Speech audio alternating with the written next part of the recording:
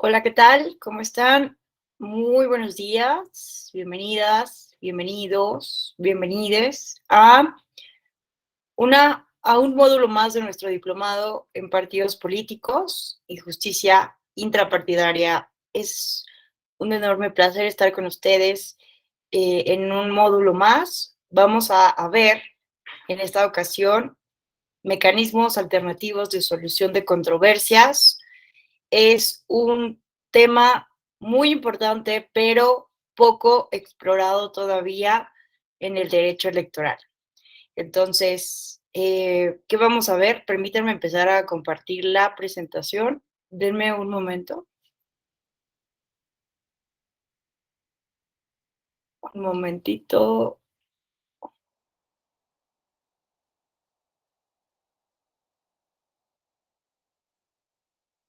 ¿Saben qué? Es que tengo muy mala señal.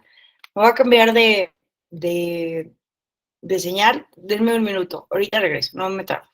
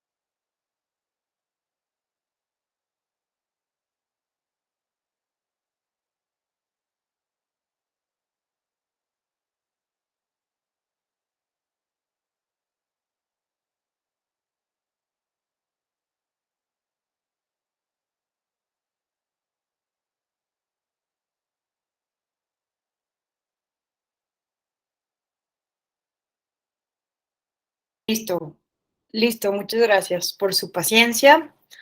Tuve que ir por una contraseña para ingresar a otra red que sí me permite compartir la pantalla. Ok, entonces, ¿qué vamos a ver en estas dos sesiones? Es un gusto verles. Arnulfo, Carlos, Salomón, César, Erika, Arnulfo, Enrique, qué gusto verles de nuevo. Miren, ¿qué vamos a ver? Eh, Primero vamos a ver como los aspectos teóricos, ¿no? Me gustaría preguntarles a ustedes, ¿es posible vivir sin conflicto? ¿No? Me gustaría que viéramos cuáles son algunos de los presupuestos teóricos para hablar de los mecanismos alternativos de solución de controversias. Vamos a hacer alguna reflexión sobre la importancia de estos mecanismos en un contexto donde la justicia cotidiana la justicia cotidiana no llega de la manera más sencilla a las personas por cuestiones burocráticas, por cuestiones de rezago judicial. Vamos a ver, ¿no?, el por qué es necesario hablar de los MASC. Y finalmente vamos a hablar de la mediación electoral. Vamos a ver que, si bien es un tema poco explorado, de acuerdo con nuestra Ley General de Partidos Políticos, todos los partidos políticos para registrarse necesitan establecer, contemplar mecanismos alternativos en sus estatutos. Y además vamos a ver que la mediación electoral es una práctica que debe de privilegiarse cuando estamos hablando de sistemas normativos indígenas. Entonces, vamos a ver esos tres temas a lo largo de estos 2 días. El día de mañana estoy agendada para estar con ustedes también, pero tengo un problema porque me acaban de comisionar para ir a Monterrey a dar una conferencia, pero creo que voy a estar volando a la misma hora, entonces tengo que corregir eso con, pues, Carolina, Caro, que está aquí, qué bueno que está aquí Caro, porque con ella justo debo de ajustar eso, pero ya les dije, Sí, sí, Caro, para que nos ayudes a ver eso, porque mañana tengo este vuelo de Monterrey y creo que se me empalma con la clase. ok, lo vemos. Muchísimas gracias. Entonces ya les informaremos quién será la persona que dará la sesión porque se empalmó con esta actividad. Y bueno, entonces vamos a empezar con lo más básico. ¿Es posible vivir sin conflicto? ¿No? Los mecanismos alternativos de solución de controversias justo plantean una cuestión alternativa, ¿no? A la manera en cómo generalmente en una sociedad asumimos el conflicto. Pero yo quisiera preguntarles a ustedes, ¿es posible vivir sin conflicto? ¿Qué opinan ustedes? ¿Esto es posible? ¿Qué tal, Arnulfo? Qué gusto verte de nuevo, te escuchamos. Hola, hola, ¿me escuchan? Sí, te escuchamos bien. Sí, maestra, ¿qué tal? Buenos días. Lo ideal sería ese, pero es imposible. Es imposible mientras convivamos como sociedad, mientras exista la diversidad de pensamiento, de actuar, de ética, de moral. Es imposible poder llegar a ese punto de vivir sin conflicto. Su audio está apagado, maestro. Ay, gracias. Muchas gracias, Arnulfo. Ezequiel, ¿qué tal? Muy buenos días, te escuchamos. Gracias, muy buenos días. Sí, igual coincido con el compañero. La verdad es que la existencia de las sociedades humanas implica necesariamente la concentración y ejercicio de poder, y eso de manera natural implica la generación de conflicto, insisto, de manera natural. Muchas gracias, Ezequiel. ¿Que alguien más que quisiera participar? Enrique, ¿qué tal? Muy buenos días, te escuchamos. Sí, buenos días. Bueno, también me uno a lo que dijeron los compañeros. Sin embargo, yo creo que es hasta necesario, ¿sí? ¿Por qué es necesario? Porque tenemos incluso conflictos internos nosotros mismos. Ambos compañeros comentaban de que donde haya otros seres humanos, ¿no? Bueno, e incluso nosotros mismos internamente, reflexivamente, tenemos muchos conflictos de diferentes tipos. Entonces, yo creo que a partir de que aparece el conflicto, también tenemos que buscar diversas alternativas, soluciones, y considero que eso nos hace precisamente tener ideas, tener razonamientos, opciones, caminos, salidas. Entonces yo creo que sí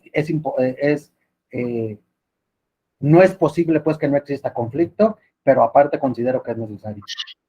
Gracias. Me gusta, gracias, Enrique. Me gusta mucho lo que acabas de decir, que justo los teóricos del conflicto, los teóricos sociales del conflicto nos dicen eso, que no solamente el conflicto es inevitable, sino que algunos académicos, algunas escuelas lo ven como necesario para lograr un cambio. Entonces, interesante esto que nos dice Enrique para tenerlo en cuenta. Muchísimas gracias. Arnulfo, ¿querías complementar algo? No, maestra, perdón, dejé la mano levantada, disculpen. Pero sí coincido totalmente con mi último compañero. Los conflictos son necesarios. Siempre hay que buscar una manera de corregirlos, pero para beneficio y para continuidad de todo, siempre van a ser necesarios. Muchísimas gracias. Pues básicamente, ¿no? Esa era un poco la reflexión que yo quería que tuviéramos en este primer momento de la sesión, analizar el conflicto, si este es necesario, es prescindible o justo es una cuestión que nos ayuda a avanzar a los seres humanos. Y, y bueno, a lo largo de la historia, diferentes teóricos, filósofos han pensado sobre el conflicto, ¿no? Y justo la manera en que se analiza el conflicto a partir de la modernidad incluso nos va a plantear a la existencia del Estado como un artificio que en cierta medida busca controlar ese conflicto que existe en la misma naturaleza humana, ¿no? Porque sí hay una diferencia un tanto clara entre el pensamiento antiguo y el pensamiento moderno. Para los antiguos, en términos de la convivencia social, Aristóteles, por ejemplo, y el pensamiento, y toda esa tradición del pensamiento aristotélico que sigue moldeando durante la Edad Media hasta la modernidad, ¿no? Sostenía que el ser humano era un animal, un animal político por naturaleza. Y entonces, ¿qué implicaba esto? ¿No? Siempre hablamos del sum politicón y todavía utilizamos este término, ¿no? De que somos animales políticos, pero yo insisto en que no es tan acertado la manera en cómo interpretamos esto de animal político en la modernidad, a cómo lo concebía Aristóteles y los antiguos, porque para los antiguos existía una perfecta armonía entre los seres humanos y el Estado, entre la moral y el Estado. No había una separación entre moral y Estado, entre moral y derecho, por decirlo de alguna manera, porque los seres humanos veían como algo muy sagrado, algo como religioso, ¿no? Entonces los seres humanos que vivían en la ciudad-estado, en la polis, tenían que vivir en armonía, ¿no? Porque justo la ciudad, para Aristóteles, era el único lugar donde podían alcanzar su máximo potencial los seres humanos. Había como una cuestión ahí teleológica muy importante. Y quienes vivían fuera de la polis o eran bestias o eran dioses, ¿no? Entonces, tenían otra concepción muy distinta, ¿no? Pero es a partir justo de la modernidad, autores como Thomas Hobbes, ¿no? Maquiavelo, Rousseau, ¿no? En primer lugar, Maquiavelo nos va a dar cuenta de que no es necesario, bueno, es el primero en plantearnos esta ruptura fundamental entre política y moral, ¿no? Esta política que veían los antiguos como una cuestión unida, ¿no? Estaban en un perfecto matrimonio la moral y la política en el mundo antiguo. Maquiavelo nos va a decir que no necesariamente, ¿no? Para gobernar no se requiere de otra cosa, sino que del uso de la fuerza, ¿no? Y empezar a saber esto va a ser como determinante para la modernidad. Después va a llegar Thomas Hobbes, ¿no? Y con el Leviatán también nos va a plantear algo súper importante, va a empezar a analizar la naturaleza humana a partir de un método inductivo, ¿no? A partir de analizar la naturaleza humana, cómo funciona, también a partir de un modelo, siguiendo el modelo matemático geométrico de Galileo Galilei, va a estudiar al ser humano como si fuera un reloj, ¿no? ¿Qué hace a los seres humanos actuar como actúan?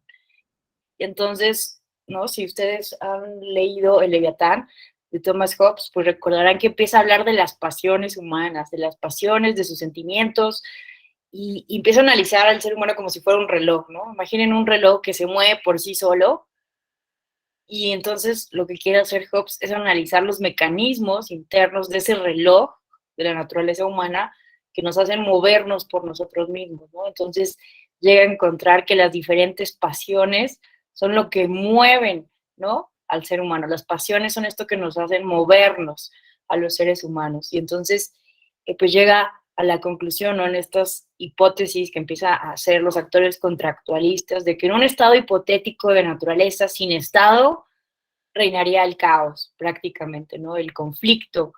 Y que la manera en que los seres humanos en un estado hipotético de naturaleza sin estado, ¿de qué manera resolvemos el conflicto? Pues a partir de la ley del más fuerte, ¿no? El más fuerte, a partir del uso de la fuerza, como decía Maquiavelo, es el que establece pues el orden o los beneficios para sí mismo, ¿no? Es por ello que los seres humanos, dice Thomas Hobbes, a partir de la razón y a partir de las pasiones, deciden que es mejor hacer un pacto para solucionar de mejor manera el conflicto, ¿no? Entonces, vemos que justo el Estado se vuelve un gestor principal del conflicto a partir de la modernidad, ¿no? Y de este tipo de autores contractualistas que pues van a ir, ¿no? Poco a poco replanteando los argumentos de Thomas Hobbes, ¿no? Con John Locke y Rousseau, que van a cuestionar estos primeros planteamientos, pero que básicamente van a sostener lo mismo, ¿no? El mismo Kant también va a ser un autor contractualista y bueno, va a ser muy influyente su pensamiento para el Estado moderno, ¿no? El mismo Rousseau, ¿no? Decía, ¿por qué vivimos entre cadenas? O sea, ¿cuál es la razón de que los seres humanos vivamos como esclavos entre cadenas? Y decía él en el contrato social, si bien no sé las razones, el proceso histórico que llevó a esto, sí sé lo que lo hace legítimo, ¿no? Y lo único que hace legítimo esto es un pacto hecho de voluntad, ¿no? O sea, la voluntad de los seres humanos es lo único que hace legítimo, porque el mismo John Locke en el segundo ensayo sobre el gobierno civil empieza a cuestionarse en la supuesta soberanía de los descendientes directos de Adán y se burla de eso, ¿no? Del derecho divino, de por qué unos mandan y otros obedecen y esa antigua teoría de que algunos tenían sangre divina, sangre azul y que por eso mandaban y otros obedecían, pues ya se cae, ¿verdad? En la modernidad. Pero entonces veamos que para la modernidad, para los estados contemporáneos, todavía tiene mucho peso este planteamiento contractualista en la creación de los estados, ¿no? Y es la solución más importante que le hemos dado en Occidente a el manejo del conflicto en las sociedades políticas, en las sociedades humanas, ¿no? El Estado que tiene, como decía Max Weber, el uso legítimo de la fuerza para poner en orden, ¿no? En cintura a quienes vayan en contra de este pacto social. Entonces vemos aquí algo muy importante. En psicología, ¿no? Bueno, debemos decir que la teoría política no es la única que se ha abocado a entender el conflicto. Evidentemente, tiene que ver también con la manera en que pensamos y somos los seres humanos, ¿no? Así también como lo analizó Thomas Hobbes, como si fuéramos un reloj, pues también Sigmund Freud estudió muchísimo al respecto. Y hay una anécdota muy interesante que me gusta siempre platicar en este módulo y tiene que ver con Albert Einstein y Sigmund Freud. Imagínense cómo se sentía Albert Einstein con el contexto, ¿no? De la Primera a la Segunda Guerra Mundial y la manera en que los seres humanos estábamos utilizando el conocimiento científico para crear armas de destrucción masiva. Entonces, el mismo Einstein llegó a decir, ¿no? Si yo hubiera sabido lo que con mis conocimientos se pudiera haber hecho, hubiera preferido ser relojero, ¿no?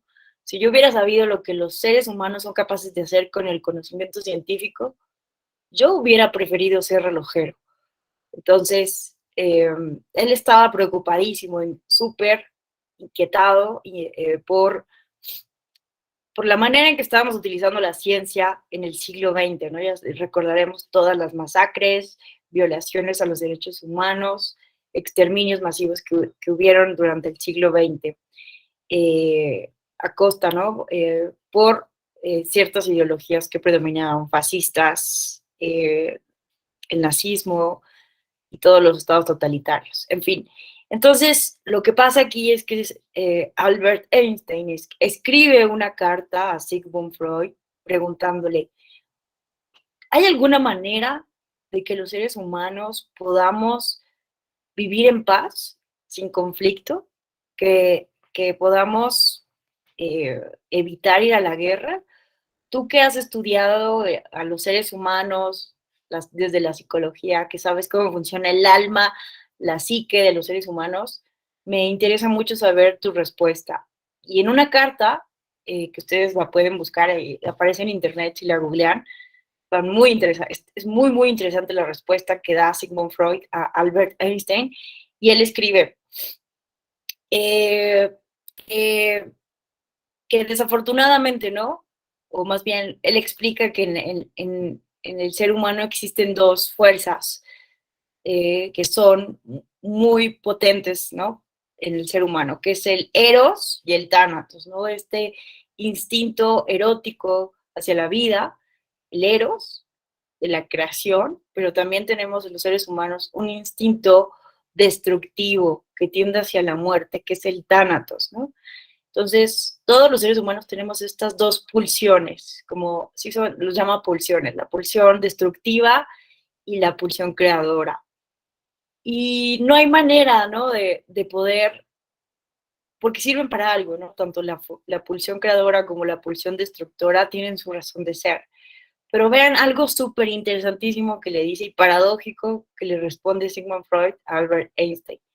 Dice, hemos visto que en las sociedades más pacíficas del mundo occidental, los seres humanos son capaces de reducir al mínimo sus instintos destructores, el tánatos, a partir de la cultura, ¿no? A partir de el arte, la literatura, el avance científico, etcétera, ¿no? La cultura como tal puede contribuir a disminuir el instinto de destrucción.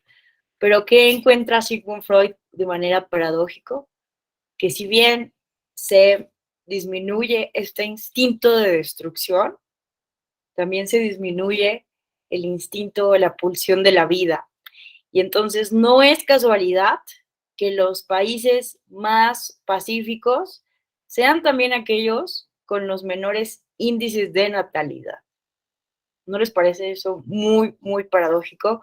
Piensen en Europa, no sé, en los países más pacíficos de Europa, son países ya envejecidos, donde la pirámide poblacional lleva ya lleva décadas invertidas, y no tienen niños, tienen muy pocos jóvenes, ¿no?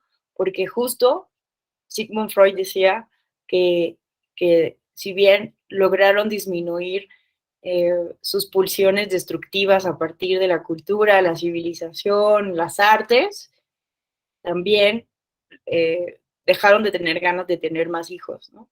Entonces, esa es una cuestión de la cual advierte Sigmund Freud a Albert Einstein. Entonces, bueno, está muy interesante, ¿no? Y bueno, vamos ahora con la teoría social del conflicto, que tiene que ver un poco con lo que nos decía su compañero.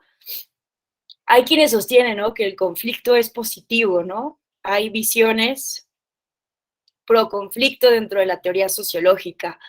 Por ejemplo, Marx y la teoría de la lucha de clases veía de cierta manera positivo el conflicto, ¿no? Porque era necesario que la clase proletaria se diera cuenta de las contradicciones del mismo capitalismo para poder llegar a emanciparse, ¿no? Entonces era necesario que el capitalismo generara su propia autodestrucción a partir de sus propias contradicciones para que a partir de este conflicto la clase proletaria llegara a una claridad, a una emancipación, a la revolución y todo este proceso, ¿no?, que prevía Marx en su teoría. Ralph Dammerdorf es uno de los autores pues más fundamentales, digámoslo de esa manera, de la teoría social del conflicto, y él también sostiene que es fundamental para el cambio. Él analiza diferentes momentos históricos y los más importantes cambios que han llevado a los momentos más largos de paz han tenido inevitablemente como momento previo un momento de conflicto, ¿no? Entonces, el conflicto, como bien los mencionaban ustedes, es visto desde la teoría social del cambio como fundamental. Y bueno, también podemos mencionar a Chantal Mouffe y Ernesto Laclau, que son filósofos políticos contemporáneos que incluso sostienen que es importante y fundamental para la democracia cierto nivel de agonismo, no de antagonismo ni de adversarial, no, como de ser enemigos, en términos de Carl Schmitt, de amigos y enemigos, sino que se requiere para que la democracia funcione cierto nivel de debate, ¿no? Se requiere cierto nivel de agonismo, de posiciones agónicas entre las personas de una sociedad que aspira a ser una democracia y hablan de una democracia radical donde se dan inevitablemente discusiones bien acaloradas, bien intensas y a veces polarizadas, pero que esto es necesario para, pues, tener las discusiones fundamentales para el cambio social, ¿no? Entonces, a veces vemos, ¿no? Como algo muy negativo la polarización o los debates fuertes, intensos, álgidos, pero de alguna manera, ¿no? Sostienen estos filósofos que estas discusiones, pues, son importantes para la democracia.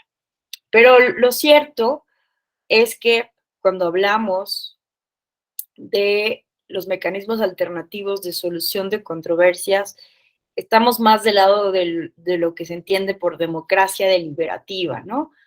La democracia, desde el punto de vista más del republicanismo, el republicanismo, pues es una filosofía política que se va a contraponer al liberalismo, ¿verdad? Eh, y que va a sostener la importancia de que el Estado promueva ciertos valores cívicos, democráticos, y se va a ver la libertad como no dominación, ¿no? Para el liberalismo, la libertad es concebida desde el punto de vista negativa, la libertad negativa, yo soy libre, ¿no? Y puedo hacer lo que yo quiera mientras no dañe a los demás. Y el Estado debe garantizarme en ese sentido esa completa libertad. Pero para el republicanismo, esa libertad negativa no basta, sino que la concibe la libertad como no dominación, es decir, yo soy libre en la medida en que me involucro en los asuntos públicos y entonces no permito que otros decidan por mí. Y bueno, autores republicanistas famosos son Hannah Arendt, por ejemplo, o Habermas, ¿no? Que Habermas, pues sí nos habla de cierta ética dialógica y de ciertas condiciones que se requieren para un auténtico diálogo democrático. Entonces, los mecanismos alternativos de solución de controversias que buscan justo momentos de deliberación, de acuerdos pacíficos, pues están más cerca, ¿no? De esta visión de la política como no dominación o de el diálogo y, y la ética dialógica. En fin, bueno, hasta aquí dejamos como esta parte primera que intentaba ser reflexiva en torno a cómo hemos tratado, abordado históricamente el conflicto. Vamos a darle el uso de la voz a solución de conflictos por medio de la colaboración, exactamente. Martín García Flores.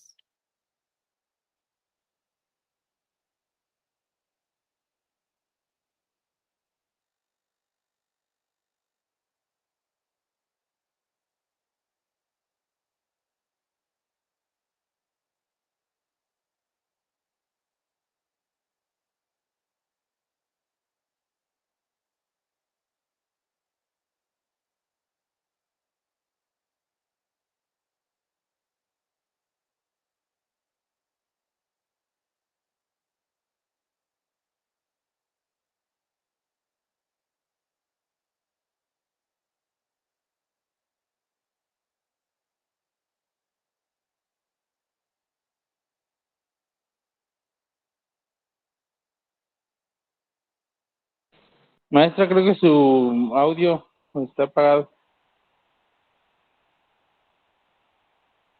Ay, gracias, gracias. No sé por qué se apagó. Seguimos. Listo. ¿Sí se escucha ya? Gracias. Bueno, entonces, ¿qué es el conflicto? Es muy importante poder identificar qué sí es un conflicto y qué no es. A veces, como en sentido coloquial, podemos decir, ¿no? En ocasiones solemos ahogarnos en un vaso de agua y, y conceptualizamos erróneamente los problemas, ¿no? No hacemos una correcta identificación de los problemas, de los conflictos. Entonces, es importantísimo poder siempre identificar qué sí es un conflicto y qué no es un conflicto para poder llegar a una solución de estos conflictos, ¿no? Los pseudoconflictos generalmente son producto de la mala comunicación, de la desconfianza, de la desinformación, de los prejuicios, ¿no? Pero la definición básica y clásica del conflicto tiene que ver con la existencia de intereses incompatibles, ¿no? Cuando A y B no pueden llegar a un acuerdo porque tienen intereses incompatibles, ¿no? Y pues muchas veces se requiere, ¿no? Por eso de una negociación o de un tercero que determine a quién le corresponde qué. Y estos intereses incompatibles básicamente se dan por valores distintos, por diferencias de opinión, ¿no? Entonces, pues esto es muy importante, ¿no? Para que la repartición de los recursos, de las soluciones, se dé de la mejor manera. Siempre es fundamental identificar cuando estamos hablando de un conflicto y cuando no estamos en un conflicto. También es fundamental hablar de las actitudes frente al conflicto. Como lo dijimos, es imposible vivir sin conflicto, ¿no? Sin, sin, sin problemas en una sociedad. Pero lo que sí podemos hacer diferente es manejar nuestras actitudes frente al conflicto, ¿no? Va a ser muy diferente tratar de afrontar el conflicto a partir del diálogo, de la razón, de la comunicación, de una disposición a lograr un acuerdo común, a esta actitud, ¿no? Que ve al conflicto como una suma, como un juego de suma cero, en donde solamente se puede observar el ganar o el perder. Entonces aquí vemos dos personas que están tirando de la cuerda, o la cooperación, ¿no? Que también puede ser vital para la resolución del conflicto, porque también podemos encontrar otro tipo de actitudes que son negativas, ¿no? Como la negación del conflicto. ¿Cuántas veces, no? Nosotros, ustedes, no sé si les ha pasado, que tendemos a negar el conflicto. No, todo está bien, ¿no? Todo está bien hasta que la bola de nieve se hace enorme y es ya inmanejable, ¿no? O la indiferencia. Sí existe el conflicto, pero me da igual, ¿no? Como en una clase de nihilismo irresponsable. Entonces, bueno, es bien importante, ¿no?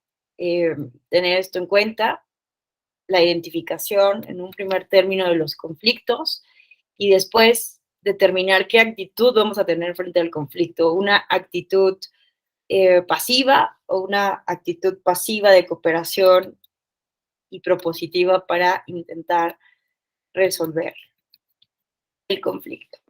Bueno, esto era una primera reflexión a la cual yo quería convocarles. No sé si hasta aquí alguien quisiera hacer algún comentario, alguna aportación o cuestionamiento. ¿No? Bueno, entonces vámonos a hablar ahora de la justicia cotidiana. Vean ustedes, me gustaría que viéramos este video. Avísenme si no se escucha, por favor. Sí, maestro, así se escucha. Pues se siguió, ya venía bien enojado, se siguió, tú me golpeó y me tumbó. Y él sale, se hace a un lado lo más extremo que puede, me da con toda la fuerza y que fue un milagro no saltarme al vacío al otro lado. Se acerca, como que lo huele, se lo come y a los 30 segundos se empieza a tambalear y como que vomita sangre y cae muerta en menos de un minuto.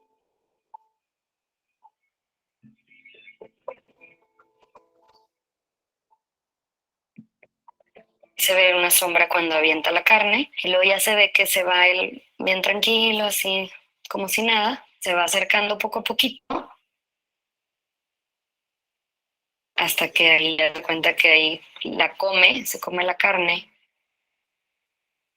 y pasan 30 segundos y empieza a actuar de manera extraña, o sea, se empiezan a tambalear. Entonces ahí se ve y ya, cae muerta, haz de cuenta, luego ahí en el pasillito que estaba junto a la puerta y así fue como la encontraron. Ya cuando vemos esto, obviamente, pues nos vamos a casa de mi vecino a preguntarle como por qué hizo eso, como por qué no se acercó a nosotros, si algo le afectaba, si algo no le gustaba. Entonces él ahí como que sí, hagan lo que quieran. Medio se sorprendió cuando le dije, te tenemos grabado. sea, él no se había dado cuenta que yo tenía cámaras en mi casa. Entonces, ¿cómo que me grabaron? Y yo, pues tengo cámaras.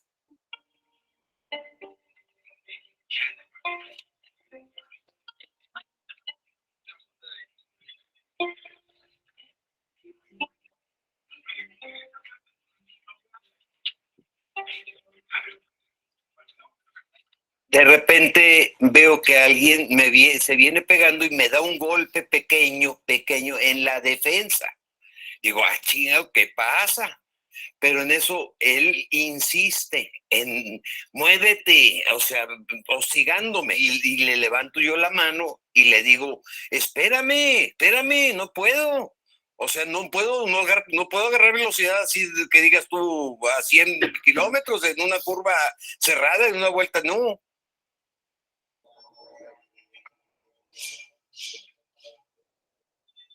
Fue un milagro que yo saliera ileso, vivo.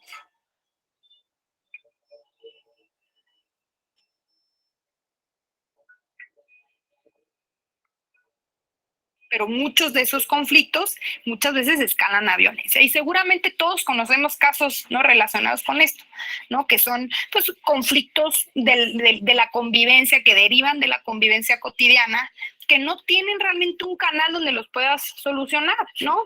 Que muchas veces incluso la vía que se encuentre, pues te pongo una denuncia penal y busco entonces un acuerdo reparatorio, pero con la justicia penal.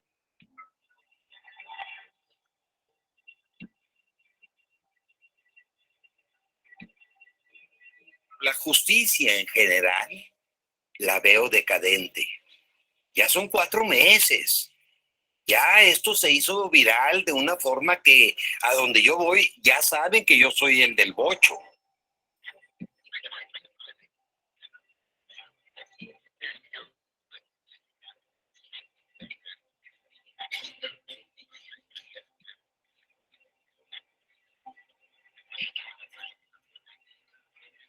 Todos al principio era, ni te canses, o sea, es un delito menor, no le van a hacer nada, ya, hombre, pide dinero y ya arréglalo.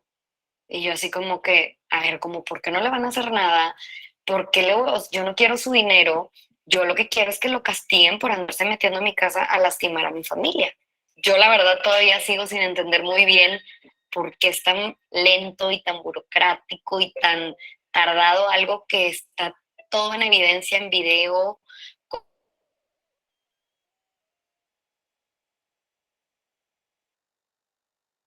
Y no entendí nunca por qué se llevó 1 año y medio de proceso de audiencia.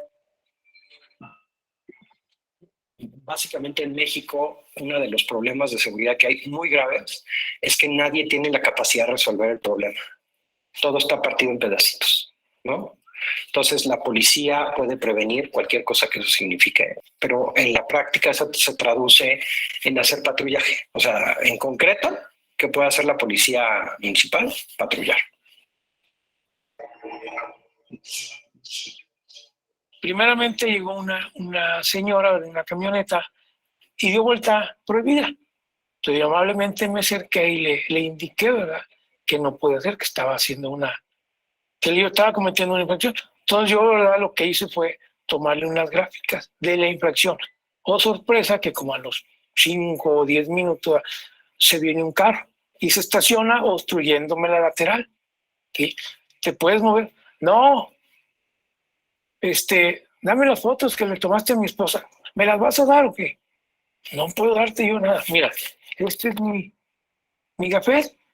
Sí, puedes tomar la foto, puedes tomar la información, ir al C4 y pedir toda la información que tú dices. Yo no puedo proporcionarte nada. ¿Cómo no? Soy su esposa. Ya empezó a hablar con palabras altaneras. Y me estás haciendo. No, me estás haciendo. Ya, bien molesto, enojado.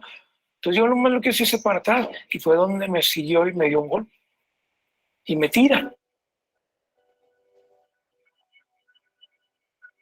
Tuve fractura de nariz, ¿sí?, tabique, tuve fractura de diente, ¿verdad?, y lesión en las rodillas.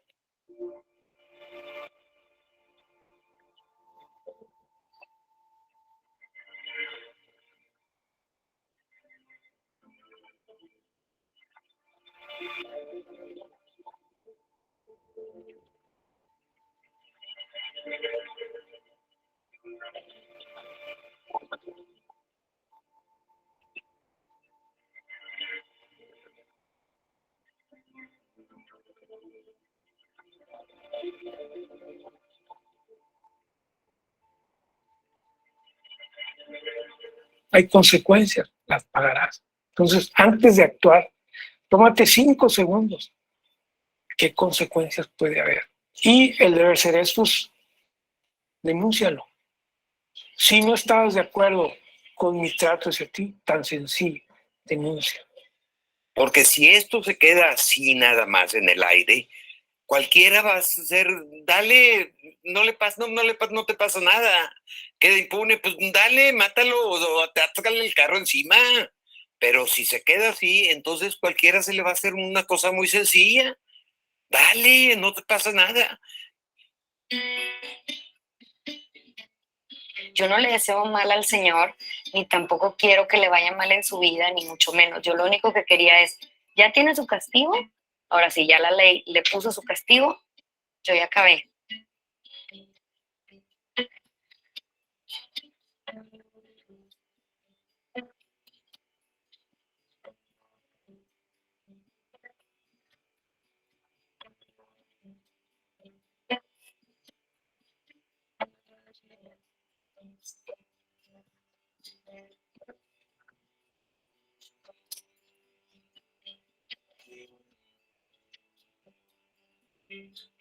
Listo.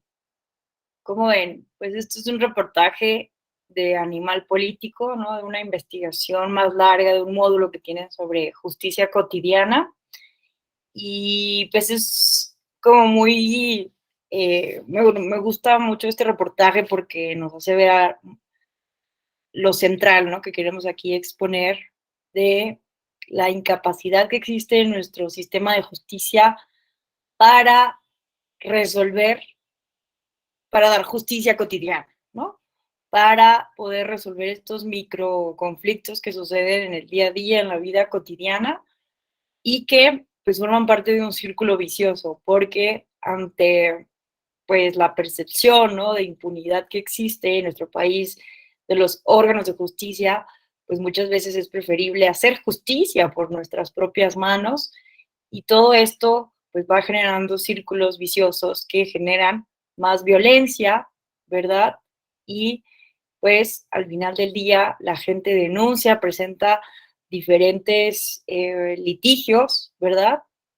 Denuncias civiles, penales, para castigar a estas personas que acceden, que pues hacen uso desproporcional de la violencia para resolver los conflictos de la vida cotidiana, ¿verdad? Y no hay, como lo pudimos ver en el video, ¿no?, dentro de la justicia cotidiana, pues una persona que pueda ser capaz de dar solución, ¿no?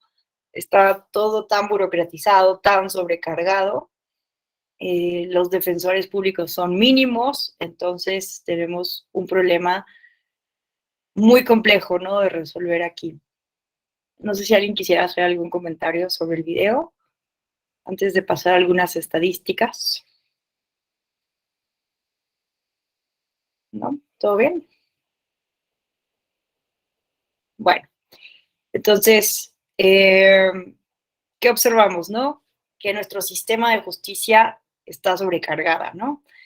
Hay una excesiva burocratización, solo 10% de las personas obtienen justicia cotidiana. Vemos que en el caso de la chica a la cual le envenenan a su perro, estuvo 1 año y medio en audiencias, y en otros módulos de este diplomado me han dicho, bueno, y tuvo suerte, porque eso se puede llevar más años, ¿no? 1 año y medio no es nada cuando hablamos de este tipo de litigios, ¿no? Pues sí, la verdad es que es absurdo el año y medio, pero vemos que forma parte de estadísticas privilegiadas, ¿no? Porque este tipo de cosas se pueden ir por muchos más años. Los juzgados familiares y civiles, por ejemplo, reportaron 3 millones de casos sin resolver al cierre de 2018, mientras que las juntas laborales acumulan 80,000 nuevos casos rezagados al año. La violencia y violación de la ley. De acuerdo con la encuesta nacional de justicia del Instituto de Investigaciones Jurídicas de la UNAM, el 34% de la población está incluso dispuesta a violar la ley si eso les permite lo que a su entender es obtener justicia. Pues enfrentar un problema cotidiano y no tener acceso a justicia implica para el 40% afectación en su economía, salud o hasta la unión de su familia, concluye el World Justice Project. Entonces, vean, ¿no? Es parte de este círculo vicioso del que hablábamos, de las personas estamos dispuestas a violar la ley si eso nos permite obtener justicia, sea lo que sea que entendamos por justicia, ¿no? Entonces somos capaces de utilizar violencia, dar dinero, hacer uso de la corrupción para poder llegar a la justicia, porque esto implica, ¿no?, cierta racionalidad para poder vivir mejor en nuestra individualidad, porque vean este dato, ¿no? El 40% enfrentar un problema cotidiano y no tener acceso a la justicia implica afectaciones a la economía, a la salud y hasta la unión de la familia, ¿no? Entonces, ¿cuántas personas no se han visto separadas, divorciadas, con problemas familiares? ¿Cuánto dinero no tienen que desembolsar para pagarle a los abogados, ¿no? Entonces, todo esto va generando problemas en su vida interna. Y si se puede simplificar violando la ley o usando la violencia, pues lo van a preferir hacer, ¿no? En un 34% de los casos. Los ciudadanos indefensos ante los problemas que los acechan cada día optan por el desquite, la venganza o hacer justicia por propia mano. Datos del módulo de justicia cotidiana de la encuesta de población general en México del World Justice Project 2019 indican que 8% de estos conflictos acaban en violencia. Entonces, problemas que eran cotidianos, ¿no? Muy sencillos, que, no sé, el vecino se estaciona en tu lugar de estacionamiento, cosas así que tal vez se pudieron resolver a partir del diálogo, terminan, ¿no?, con el desquite, la venganza o haciendo justicia por nuestras propias manos. Entonces, pues ahí tenemos un tema muy importante en el cual reflexionar. México destina, además estamos haciendo las cosas mal, ¿no?, en términos presupuestales. México destina el 0.26% del Producto Interno Bruto al sistema de justicia federal, porcentaje que es similar al de Brasil y Argentina, pero para la justicia local solo dispone el 0.14%, mientras que esos países sudamericanos lo hacen entre un 0.66 y un 0.65%, el triple de lo que le asignan a lo federal. Entonces, vean esto, ¿no? O sea, esto es importantísimo. Siempre destinamos más recursos a la federación cuando se necesita mejorar la justicia a nivel local, ¿no? Entonces, estamos haciendo las cosas mal. Siempre destinamos más a lo federal, al Poder Judicial de la Federación, cuando la mayoría de los casos se quedan y están pendientes, rezagados en la justicia local. Un último dato, la proporción de abogados públicos, ¿no? El Instituto Federal de la Defensoría Pública y los poderes judiciales en los estados reportan 1,519 defensores para temas penales, pero en cambio para temas no penales solo registran 217 asesores jurídicos disponibles. Entonces, ¿cómo vamos a desahogar la cantidad de litigios, de problemas, de conflictos que llegan a los palacios de justicia si solo tenemos 267 asesores jurídicos disponibles y destinamos muy pocos recursos a la justicia local, ¿no? Entonces, es en todo este contexto que, pues, surge, ¿no?, muchísimo el impulso de los mecanismos alternativos de solución de controversia, no como una panacea, ¿verdad? Evidentemente no vamos a resolver de una vez y para siempre los conflictos que existen en el sistema de justicia, pero sí son una válvula de escape que tendríamos que empezar a promover porque tienen muchísimas ventajas frente a este tipo de problemas que observamos en la justicia cotidiana, ¿no? Sin embargo, vemos que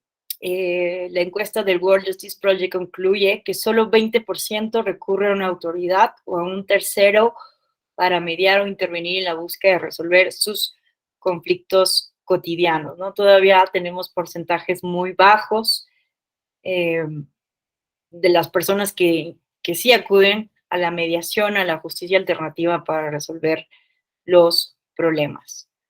Entonces, bueno, no sé si hasta aquí alguien quisiera hacer algún comentario, reflexión, cuestionamiento. ¿Qué tal, Carlos? Muy buenos días, te escuchamos. Buenos días, maestra Alejandra. Buen inicio de semana a todas y a todos. Mira, esta preocupación, reflexión que compartes de lo que sucede con los problemas que no son tan relevantes, sino que son de la conflictividad de los microuniversos, pues uno de los pocos o de la falta de incentivos para recurrir al sistema de justicia formal, pues es el excesivo proceso, el tiempo, la burocratización. El ejemplo de este caso de la perrita que fue envenenada por el vecino, pues es una muestra de botón y efectivamente una respuesta casi natural, yo diría que hasta instintiva, del ciudadano, la persona que se siente afectada, es buscar un sistema de compensación real, concreto, material, para hacer lo que a su leal entender sea justicia. Imagínate que es el caso del vecino, que sucede lo del envenenamiento de su mascota, pues a lo mejor si el vecino tiene la posibilidad de cortarle el cable de la energía eléctrica, se lo corta, porque así entiende que es la justicia a su alcance, porque si va y pone una denuncia ante el Ministerio Público para que proceda, pues sabe que le va a tomar tiempo, dinero, y a lo mejor al final del proceso no queda satisfecho. Los mecanismos de justicia alternativa suenan bien, sobre todo en el aspecto de que no están burocratizados o no tienden a estar burocratizados. O sea, cuando el ciudadano compara, a ver, por ejemplo, en la materia comercial, de irnos a un juicio internacional por un lote de mercancía que envié y que no me lo aceptaron, no me pagaron, y llevarlo a tribunales internacionales, pues hay un panel de solución de controversias que va a ser más eficiente en términos de tiempo y de dinero, ¿no? O sea, también cuesta, pero cuesta menos. Entonces digo, pues en lugar de irme a un tribunal internacional, pues me voy a un panel de solución de controversias. Ahí está. Se toma el camino y medio funciona, digamos, en la materia comercial. Pero cuando vamos a temas más de los microuniversos, pues tú dices, ¿ese sistema alternativo es menos burocrático? Sí.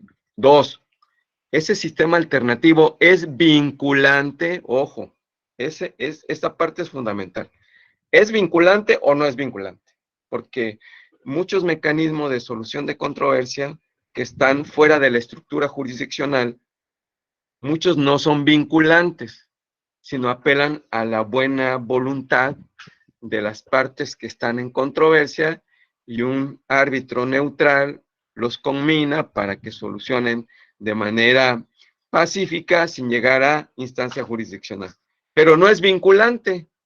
Entonces, si ese mecanismo alternativo, de justicia alternativa, no tiene la capacidad de concitar a las partes a que la buena voluntad sea la divisa para los dos, pues si no es vinculante, pues no pasa mucho. Entonces, yo creo que el factor de desburocratizar los mecanismos alternativos es un plus y es muy bueno. 2, que a muchos de esos mecanismos les falta lo vinculante. Hay que hacerlos vinculantes. Y en el caso de la justicia intrapartidaria, que la ley señala que todos los partidos deben tener su comisión de honestidad, de justicia, o como se le llame, pues también aparentemente yo tengo acceso, por el hecho de ser militante, pero hay un sesgo de origen que es sostenido, que si esas autoridades, esos integrantes del mecanismo alternativo de justicia fueron designados por las mismas autoridades del partido, pues se pierde la objetividad. Y me parece que entonces la tercera característica fundamental de estos mecanismos, que es desburocratizar, que sean vinculantes, es que sean objetivos neutrales. Si esos tres elementos se lo podemos dotar a mecanismos alternativos, creo que van a tener más éxito que inclusive las instancias jurisdiccionales. Y la otra, un cuarto elemento, es tal la carga de trabajo, lo acabas de mencionar, en materia civil, pero también pasa en materia laboral. Y creo que a la materia electoral le empieza a suceder, demasiados JDC. Entonces, una manera de descargar tanta conflictividad en las instancias jurisdiccionales es crear y fortalecer mecanismos alternativos de justicia. Si somos capaces en materia laboral de generar mecanismos de solución de controversia en esa materia que no tengan que llegar al viejo sistema, ¿se acuerdan que eran las juntas locales de conciliación y arbitraje? Ahora el sistema nuevo que está transitando, pues ¿cómo le descargamos? Pues que no lleguen a un juicio en materia laboral las partes. ¿Y eso cómo lo hacemos? Si se ejecuta justicia laboral sin necesidad de llegar a la instancia jurisdiccional. Entonces, a lo mejor la propia carga de las instancias jurisdiccionales, materia civil, materia laboral, es tal que ya no, la estructura, tú lo mencionabas con la Defensoría de Oficio. ¿Cómo es posible que la Defensoría de Oficio tenga tan poquitos abogados? La verdad son muy poquitos.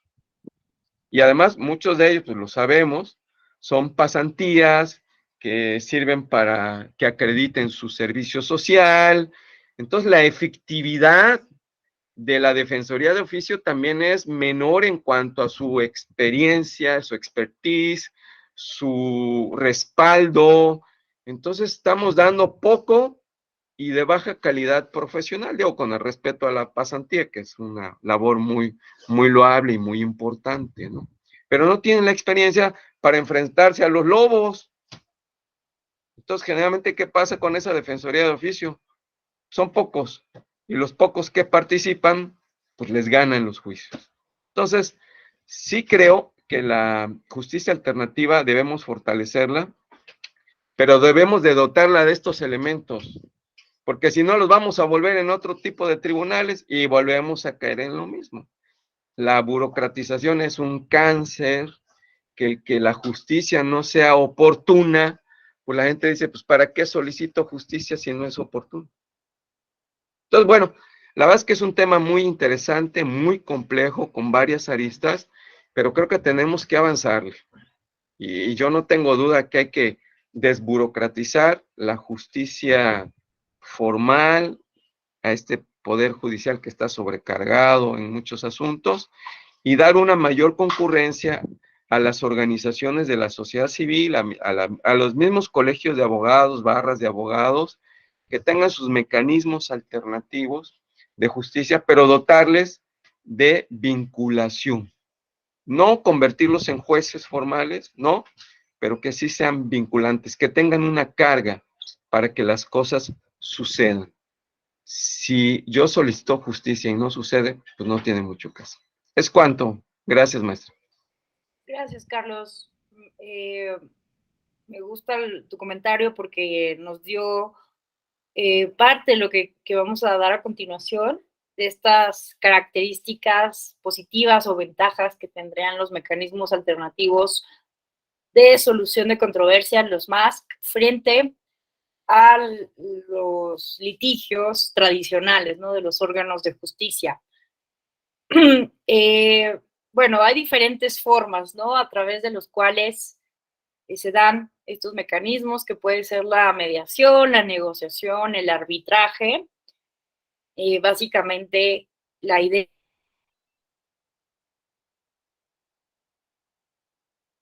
a las dos partes, un tercero imparcial, ¿verdad?, que funja como mediador, que pueda realizar una clase de negociación o que arbitre, ¿no? Como el árbitro de un partido de fútbol, ¿no? Esas es, digamos, las principales funciones. ¿Cuáles son las ventajas de estos mecanismos alternativos de solución de controversias? Bueno, la mediación es un proceso no adversarial, por lo que es flexible, voluntario, como nos lo decía muy bien Carlos, y pacífico, ¿no? También estos mecanismos son menos costosos, definitivamente son menos costosos. ¿Cuánto dinero vamos a invertir en un abogado para que se lleve a cabo un litigio adversarial en este sistema de justicia? ¿Cuántos años van a pasar? Audiencias, ¿no? Y todo eso es costoso. Entonces, estos mecanismos alternativos de solución de controversias son definitivamente menos costosos porque se llevan menos tiempo, son más rápidos, ¿no? Dado que no tienen que pasar por todo un sistema burocrático de justicia y porque la idea es que todo se resuelva de manera más fácil. También esto es bien importante, no son un juego de suma cero, ¿no? En los procesos adversariales, generalmente una de las partes gana y la otra pierde, ¿no? Entonces, la idea es que en los MASC las dos personas ganen, ¿no? Que sea un juego de ganar, porque se van a escuchar a las dos partes, se van a poder expresar sobre cuáles son sus necesidades, qué es lo que necesitan para quedar satisfechas, y entonces no se queda ninguna de las dos con la idea de que una perdió y la otra ganó a partir de la sentencia firme de un juez, sino que las dos partes ganan porque están negociando y porque están exponiendo y sacando todas las cartas sobre la mesa. Entonces, también una cuestión muy importante de estos mecanismos es que, pues, existen más alternativas de solución de las controversias, porque cuando se resuelven a partir de un proceso adversarial, pues el juez, la jueza, pues tiene que dar una solución con base en la ley. Muchas veces, pues esas soluciones son limitadas, ¿no? Y más cuando estamos hablando de un juego de suma cero. Pero cuando hablamos de los MASC, hay muchas alternativas, ¿no? Estas negociaciones, estas mediaciones nos pueden llevar a una gran cantidad de alternativas. Entonces hay muchas más soluciones para resolver los problemas, los conflictos. Sobre este problema que mencionaba su compañero de la vinculatoriedad, si bien son acuerdos obligatorios de cumplimiento, ¿no? Porque se hacen a partir, ¿no? de un acuerdo de voluntades, no hay esto, digamos, como coerción, ¿no? No son, digámoslo, coercitivos, o sea, no hay... Ay, me está escribiendo mi jefe, ahorita le escribiré cuando acabe la clase. Entonces, no son, o sea, no tienen este mecanismo coercitivo tan contundente, ¿no? Como lo tienen los juzgados, los tribunales de justicia, ¿no? Que hay diferentes herramientas para exigir el cumplimiento de las sentencias, pero algo que es muy importante de estos MASC es que el hecho de que son voluntarios y pacíficos dan mayor probabilidad a que se cumplan los acuerdos, ¿no? Porque en un proceso adversarial las partes son llamadas por obligación, ¿no? A mí me demandan, yo no quiero ir a juicio, pero me obliga la justicia a ir, ¿no? A los alegatos, a las audiencias, ¿verdad? Y lo hacen en contra de mi voluntad. Entonces, voy a tratar de hacerlo menos, alargar el proceso para evitar cumplir. En cambio, cuando lo hago de propia voluntad, de forma pacífica, pues mi voluntad está con el procedimiento, ¿no? Entonces es más probable que cumpla con estos acuerdos después de estos procesos. Entonces, ¿cómo funcionan los MASC? En pocas palabras, las personas intervinientes plantean el conflicto, cuáles son sus preocupaciones y sus pretensiones. Una persona facilitadora delimita la controversia. Esto es muy importante, ¿no? Tiene que ver con la identificación del conflicto. Cuando están estos intereses incompatibles en conflicto, para hacerlos compatibles, las partes dialogan la solución de la controversia y se llega a un acuerdo reparatorio. Entonces, bueno, básicamente así funcionan los mecanismos alternativos de solución de controversias. Ahora, vamos a hablar, ahora sí, de los MASC en la materia electoral. Vean ustedes. Ay, espérenme, me fui hasta el final de la clase. Vamos ahora sí a ver la mediación electoral. Vean ustedes.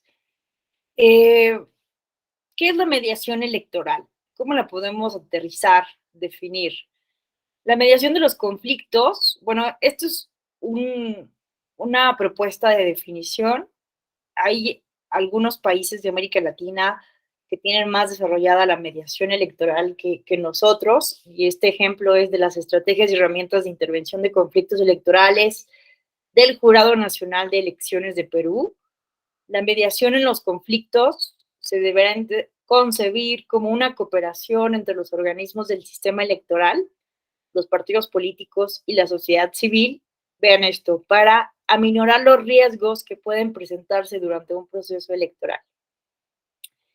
Así entendida, la propuesta de mediación no es más que la democratización del conflicto político y electoral o la solución por medios alternativos y que tendrá un efecto directo en la interrelación e integración institucional en los diferentes ámbitos, alimentando la credibilidad en el sistema electoral, sus organismos electorales y procesos democráticos, los partidos y las instituciones intermedias, ¿no? Entonces vean que es una concepción bastante amplia, integral, sobre la mediación en la materia electoral y tiene que ver con una cooperación, ¿no? Cambiar la concepción que tenemos de competencia electoral a cooperación electoral, ¿no? Para que se aminoren los riesgos que pueden presentarse durante los procesos electorales. Entonces, bueno, ¿qué nos dice la Constitución, nuestra Constitución, sobre los MASC? Bueno, el artículo 17 de nuestra Constitución Política establece que las leyes preverán mecanismos alternativos de solución de controversias y señala solamente expresamente esto para la materia penal, ¿no? En la materia penal regularán su aplicación, asegurarán la reparación del daño y establecerán los casos en los que se requerirá supervisión judicial. Entonces, bueno, vemos que sobre todo se han desarrollado los MASC en la materia penal y que es un mandato claro desde la Constitución, pero pues no significa, ¿no?, que sea la única materia en la cual podemos implementar o que ya sean implementados, porque los hemos visto en otras materias del derecho. Esto ya lo vimos. ¿Qué más? Bueno, tenemos también los estándares internacionales. ¿Qué nos dicen? Bueno, vean ustedes qué idea internacional nos habla de que existen, ¿no?, diferentes mecanismos de justicia electoral, ¿no?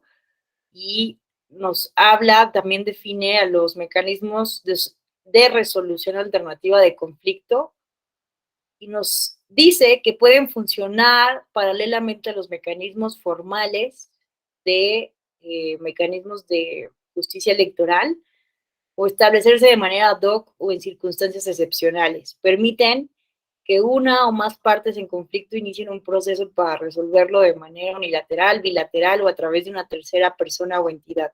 En este último caso, los mecanismos judiciales equivalentes son la conciliación, la mediación y el arbitraje.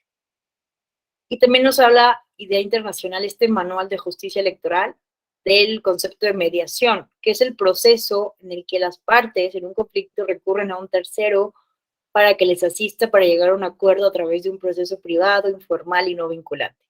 El mediador no está facultado para imponer un acuerdo, pero intenta ayudar a las partes a alcanzar un consenso y acuerdo para resolver el conflicto en términos que resulten mutuamente aceptables, ¿no? Entonces vean que a nivel internacional los MASC sí están contemplados, conceptualizados en torno a la justicia electoral, ¿no? Y que hay países que ya lo están tratando de desarrollar. Sin embargo, sí hay que hacer aquí una importantísima acotación.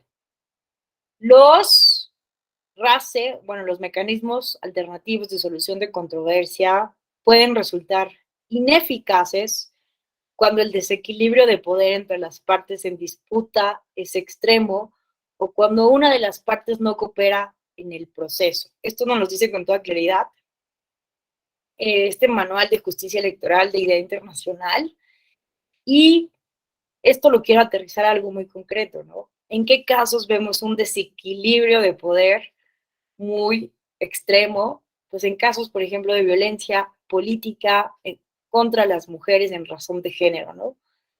Que pues incluso la ley modelo interamericana para prevenir, sancionar y erradicar la violencia contra las mujeres en la vida política establece con toda claridad que estos mecanismos no pueden ser utilizados, ¿no? Cuando la mujer se encuentra en situación de desventaja en relación con el agresor, ¿no?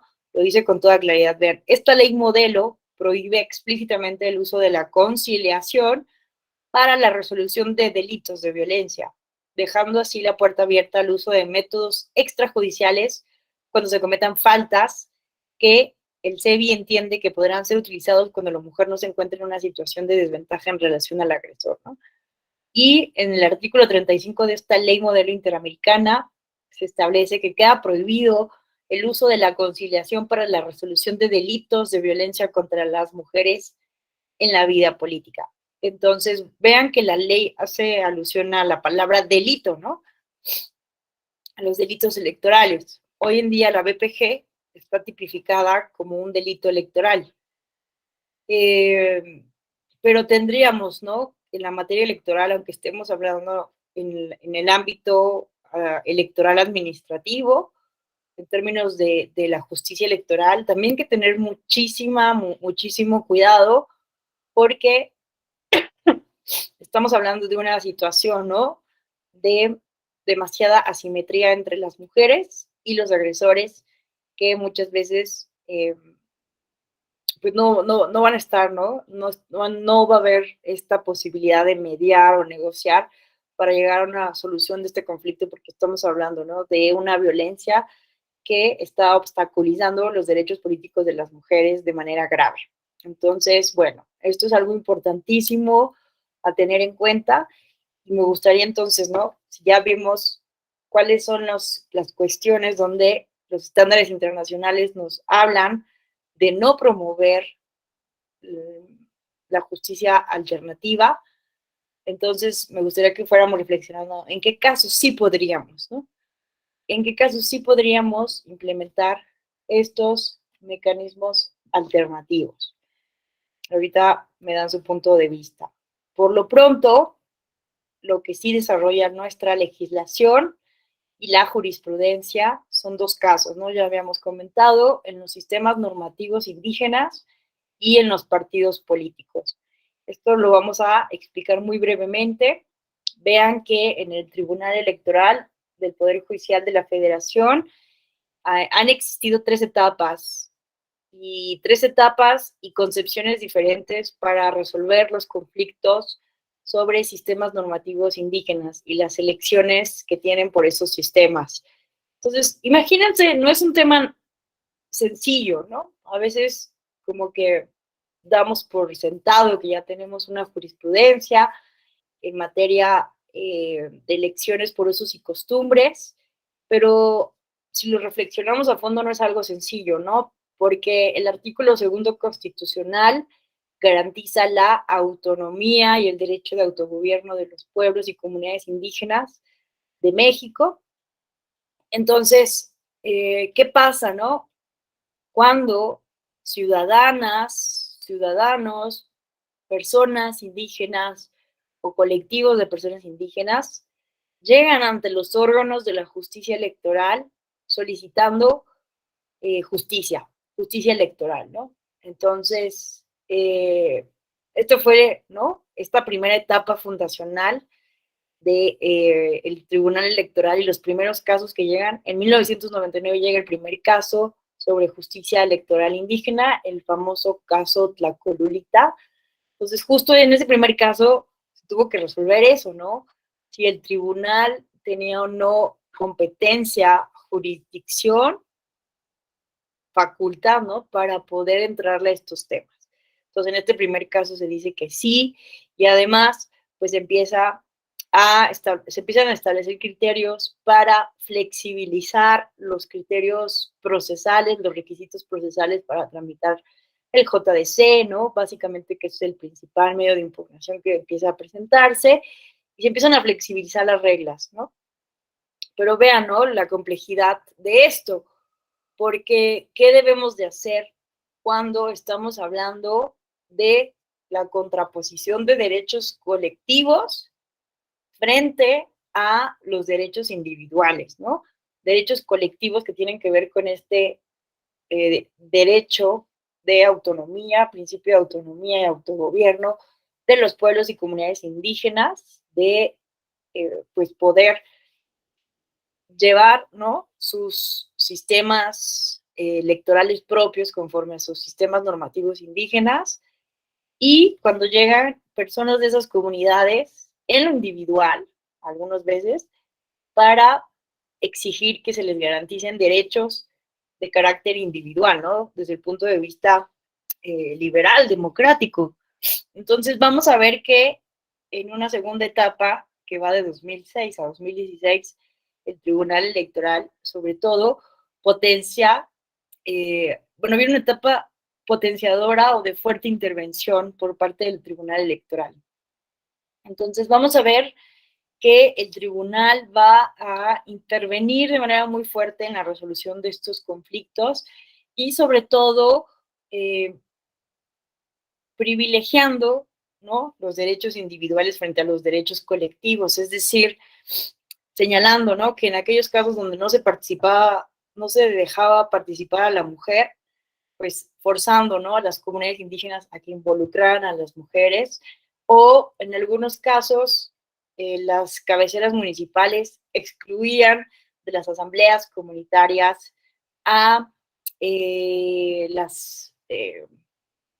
las agencias municipales o rancherías que no formaban parte del mismo pueblo indígena, pues eran excluidas, y entonces las sentencias del tribunal pues iban a privilegiar, ¿no?, la universalidad del sufragio. Pero desafortunadamente este enfoque pues mostró no ser el mejor, porque muchas veces las sentencias del tribunal pues generaban, a veces promovían más conflicto dentro de las comunidades, es decir, la intervención directa jurisdiccional pues no estaba funcionando para resolver los conflictos. Incluso llegó a haber en algunos casos manifestaciones e incluso pues fallecimientos por este gran encono que se causó, ¿no?, y que potencializó incluso las sentencias del Tribunal Electoral. Y es por eso que a partir, ¿no?, de 2016 a la fecha viene una etapa de mínima intervención y máxima, aquí puse máxima publicidad, pero no creo que sea el término, de mínima intervención y máxima, no sé qué haya sido aquí el término, pero la idea aquí es que de 2016 a la fecha, lo óptimo es que las autoridades, tanto administrativas locales, el INE o los tribunales electorales locales o del Poder Judicial de la Federación, intervengan lo mínimo en la resolución de los conflictos indígenas, ¿no? Entonces se habla de una justicia con perspectiva intercultural, ¿no? No podemos desde la visión occidental de la justicia pretender resolver a golpe de sentencias conflictos inter o extracomunitarios sin tomar en cuenta el contexto particular, ¿no? Entonces, se ha tenido mucho más cuidado al momento de intervenir en la solución de estos conflictos. Y por eso, ¿no? Se ha promovido muchísimo la justicia alternativa, ¿no? Que se logre llegar a diferentes diálogos, conversaciones en las asambleas comunitarias y que acudir a la justicia electoral sea la última ratio, la última opción, ¿no? Entonces, se han generado diferentes jurisprudencias que tienen que ver con la obligación, ¿no? De identificar el tipo de controversia para juzgar con perspectiva intercultural a fin de maximizar o ponderar los derechos que correspondan. Entonces, esta jurisprudencia habla de que los juzgadores pues deben ser muy cuidadosos, ¿no? En identificar qué tipo de controversia estamos hablando, si son intracomunitarias, extracomunitarias, intercomunitarias, para poder darle un enfoque intercultural adecuado. También tenemos esta jurisprudencia, la 11 de 2014, que señala que los sistemas normativos indígenas, ¿no? Y las medidas alternativas de solución de conflictos electorales. Entonces, vean aquí, ¿no? De una interpretación de los artículos 1 y 2 de la Constitución, 6 y 8 del Convenio 169 de la OIT, 3, 4 y 18 de la Declaración de las Naciones Unidas sobre Derechos de los Pueblos Indígenas, la Constitución de Oaxaca, el Código de Instituciones y Procedimientos Electorales de Oaxaca.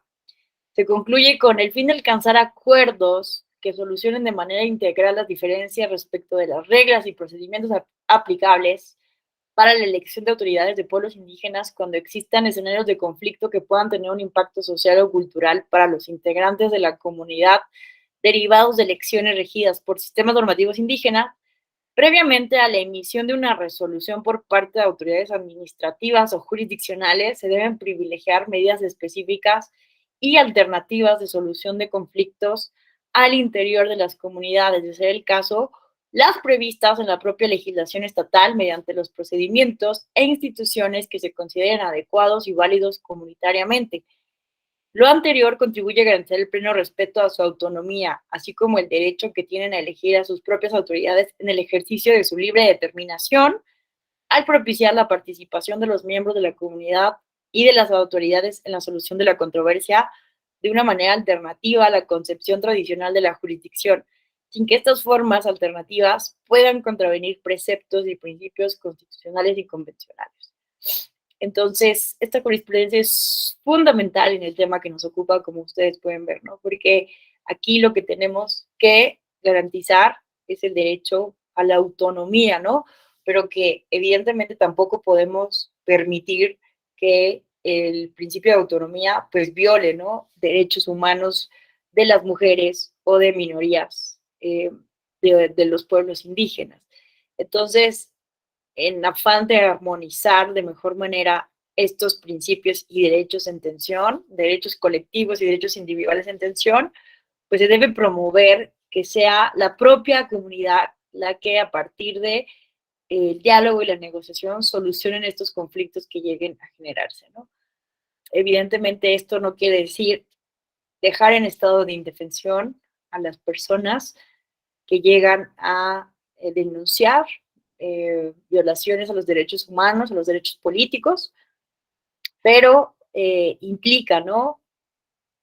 Tener una postura más intercultural, ¿no? De no imponer de un día para otro una visión occidental de lo que es la justicia. Entonces, bueno, al respecto, pues yo les recomiendo muchísimo leer a mi querida colega y amiga Roselia Bustillo Marín, que es secretaria de Estudio y Cuenta, es zapoteca, mujer indígena zapoteca y juchitana, y ella pues ha escrito muchísimo sobre la importancia de esta perspectiva intercultural y la importancia entonces de los MASC cuando estemos hablando de conflictos indígenas. Y bueno, finalmente, ya para ir cerrando el tema, vamos a hablar de los partidos políticos. ¿Qué tipos de conflictos son los que pueden resolverse al interior de los partidos políticos? Pues conflictos internos de los partidos, sanciones a militantes, negativas de candidaturas, expulsiones de un partido político, no pago de cuotas o afiliación de un partido. ¿Qué es lo que dice exactamente la Ley General de Partidos Políticos? Vean que esto viene contenido en el artículo 46, que nos habla de la justicia intrapartidaria. Y vean, en el numeral 1 se dice con toda claridad que los partidos políticos establecerán procedimientos de justicia intrapartidaria que incluyan mecanismos alternativos de solución de controversias. Entonces, aquí lo que se prevé es que el órgano colegiado, ¿no?, deberá estar integrado de manera previa a la sustanciación del procedimiento por un número impar de integrantes y será el órgano responsable de impartir justicia interna y deberá conducirse con independencia, imparcialidad y legalidad. Asimismo, deberá sustanciar cualquier procedimiento con perspectiva de género y el respeto a los plazos que establezcan los estatutos de los partidos políticos.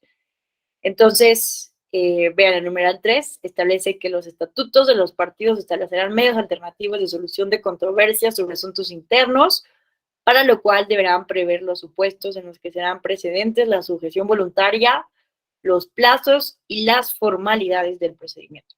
Entonces, esto es muy, muy importante, porque además de que exista, bueno, debe existir este órgano de justicia intrapartidaria, que a partir de la reforma de 2014, bueno, la publicación de la Ley General de Partidos Políticos se estableció que debe ser un solo órgano de justicia intrapartidaria en todo un partido político. Esto con la idea de acelerar, ¿no?, de hacer la justicia intrapartidaria más pronta y expedita, porque anteriormente pues existían 2 o 3 órganos de justicia y esto hacía como más tardado todo el procedimiento.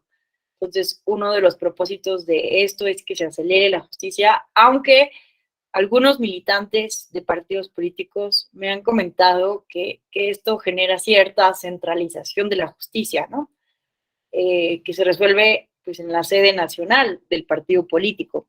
Entonces, bueno, eso podríamos discutirlo, pero no es tema ahorita, ¿no?, de esta sesión, sino lo importante es que previo a que los militantes afiliados de un partido político lleguen a recurrir a la justicia intrapartidaria, se llegue a estos procesos de negociación y de mediación para resolver, ¿no?, las diferencias que existan al interior de los partidos políticos. Como les mencionaba en alguna de las sesiones pasadas, esto es fundamental, dado que si bien la justicia electoral pues no tiene un nivel de rezago tan amplio como lo tendrían otras materias, ¿no?, como la penal, la civil, la laboral en nuestro país, ustedes saben muy bien que la justicia electoral debe ser realmente pronta, realmente expedita, porque de lo contrario, pues se vuelve inútil la justicia electoral, ¿no? Si se impugna un fraude electoral, si se impugna una candidatura que no cumple los requisitos y al final esa persona toma posesión del cargo, pues ya después todo se vuelve irreparable, ¿no? Entonces, la justicia electoral debe ser pronta y expedita a fin de que la integración de los órganos de representación popular sean acorde a las leyes, ¿no? Sea conforme a derecho, sea conforme a la Constitución, a los tratados internacionales, acorde con los principios que deben regir los procesos electorales. Entonces, si la justicia electoral no fuera tan pronta, tan expedita, pues haría todo esto nugatorio, ¿no? Dejaría en estado de indefensión a todas las personas y no habría una tutela efectiva de los derechos político-electorales y los derechos humanos que están vinculados con estos derechos, ¿no? Entonces, simplemente para traer un caso, ¿no? El caso de cuando nos comparamos a veces con otros países de América Latina, pues nos damos cuenta que sí estamos pues con muchísimos avances en nuestro país, al menos en justicia electoral, porque en otros temas, pues definitivamente no tenemos mucho de qué presumir, pero en materia de justicia electoral, pues sí tenemos varios aspectos, avances importantes. Les platicaba en algún momento, no sé si fue con ustedes o no, pero el caso de Honduras, que están... las elecciones de 2021 fueron todo un éxito después de que tenían mucho miedo de que se repitiera lo que ocurrió en 2017, donde hubo pues la reelección de su presidente, después de que la Suprema Corte del país dijera, bueno, sí va a la reelección presidencial, quitando una cláusula pétrea de la Constitución, a partir de muchas irregularidades y fraudes, y hubo manifestaciones y muertos, ¿no? Entonces, las personas tenían miedo de que esto volviera a ocurrir, se crearon nuevas instituciones de justicia, se reformó la Constitución para seguir el modelo mexicano, pero lo cierto es que no se copió bien, ¿no?, el sistema mexicano, porque pues se creó un órgano de justicia electoral y un órgano encargado de organizar las elecciones, así como un INE y un tribunal electoral, pero no había ley procesal, no había ley procesal, la ley electoral solo contemplaba un recurso de apelación de todas las decisiones de la autoridad, y para no hacerles el cuento largo, si una persona hondureña agotara la cadena impugnativa que exigía en esos momentos el sistema electoral hondureño en 2021, sí fueron exitosas las elecciones, pero obviamente hubieron irregularidades, violaciones de derechos políticos que quedaron sin tutela, ¿no?, que quedaron en estado de indefensión, porque en Honduras pues procede el juicio de amparo, y ese juicio de amparo lo ve la justicia constitucional a partir de la Sala Constitucional de la Suprema Corte de Justicia. Entonces, hicimos un cálculo, ¿no?, de cuántos días tendrían que pasar si se agota la cadena impugnativa para obtener justicia electoral. Y bueno, para no hacer la historia larga, en enero tenían que tomar posesión del cargo las personas en enero de 2022, y agotándose la cadena impugnativa hasta abril o mayo, ¿no?, se podría conocer los juicios de amparo que hubiera por violaciones a derechos político-electorales. Entonces, mi conclusión fue que la justicia electoral en Honduras no era pronta ni expedita, y que necesitaba modificarse, ¿no?, que el juicio de amparo no estaba contemplado para las exigencias de la materia electoral. Entonces, si bien en nuestro país no tenemos ese problema, porque vemos que el nivel de rezago es mínimo en la justicia electoral de nuestro país, tanto en tribunales, bueno, en los tribunales electorales locales todavía en algunas entidades federativas hay mayor número de rezago, pero lo cierto es que ese no es el principal problema. El principal problema es que, y esto lo dijo la OEA en el informe de observación electoral sobre cuando vinieron a observar la revocación de mandato, fue la principal observación, que México tiene un alto nivel de litigiosidad en materia de justicia electoral. Entonces, el problema es que gastamos muchísimo dinero en la justicia electoral, y eso hay que reconocer, ¿no? Tiene razón el presidente de la República, ¿no?, cuando habla de que tenemos una burocracia electoral muy costosa. Claro que tiene razón, pero ojo, no tiene razón en la manera en que quiere quitarle el presupuesto de un día para otro, ¿no?, después de tanto trabajo que nos ha costado llegar a esta estabilidad electoral, entre comillas, porque todavía tenemos muchos problemas que resolver. Pero entonces, no se puede quitar de un día para otro, ¿no?, las instituciones electorales o eliminar el federalismo electoral, sino lo que necesitamos justo es ver la manera de hacer menos necesarias a las autoridades electorales, hacer menos burocrático nuestros procesos electorales, lo que nos dice muy bien Carlos Oropesa, desburocratizar, ¿no? Y bueno, yo les enseñaba las estadísticas la semana pasada, ¿no?, de cuántos JDCs no se presentan a nivel del Tribunal Electoral del Poder Judicial de la Federación, de la Sala Superior, y entonces es que todo lo queremos llevar a litigio electoral, ¿no?, incluso demandas frívolas, que en algunos otros países de América Latina, pues sí está sancionado la frivolidad electoral, y acá no. No sé si nos convenga o no, pero aquí todo lo llevamos a litigio, ¿no?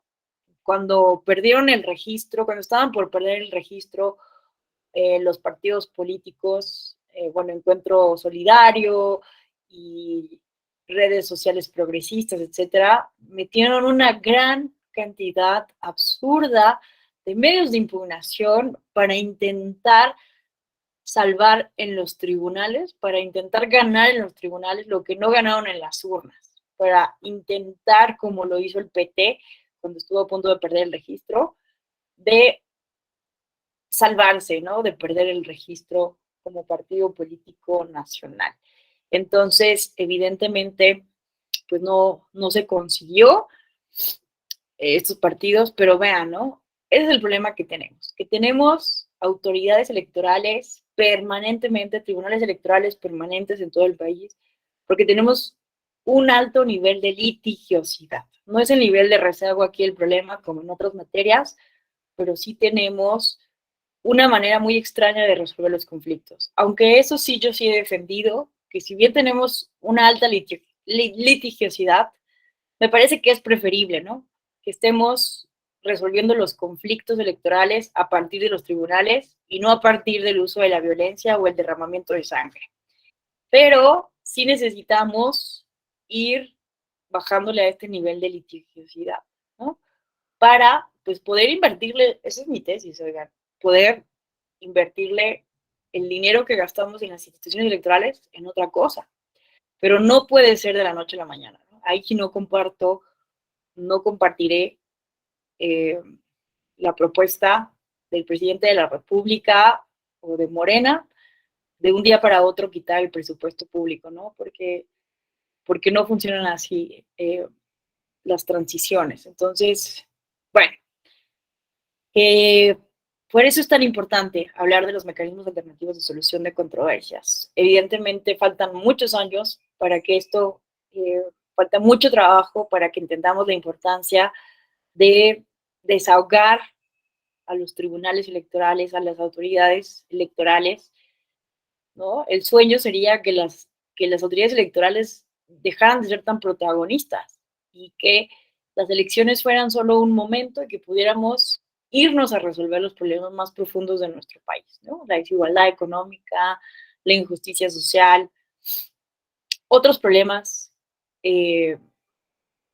más profundos, ¿no? De nuestro país. Pero vemos que cada 6 años, cada 3 años, cada vez que hay elecciones, seguimos enfrascados en los mismos problemas. Entonces, ¿cómo hacemos para que esos problemas, bueno, de entrada tendremos que analizar si sí estamos hablando de auténticos conflictos o cuáles de ellos están motivados en pseudo conflictos, motivados en la desinformación, en la desconfianza, en la mala voluntad de partidos políticos, de actores políticos, ¿no? Y a partir de ahí desahogar el nivel de conflictividad que hay a nivel de los litigios.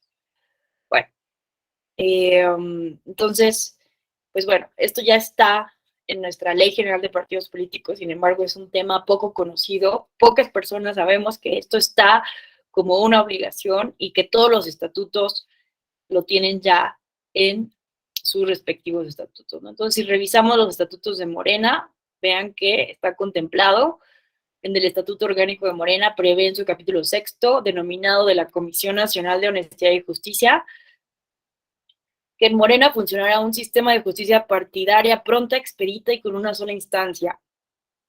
Se garantizará el acceso a la justicia plena y que para una eficaz impartición de justicia el reglamento respectivo considerará los medios alternativos de solución de controversias sobre asuntos internos de Morena.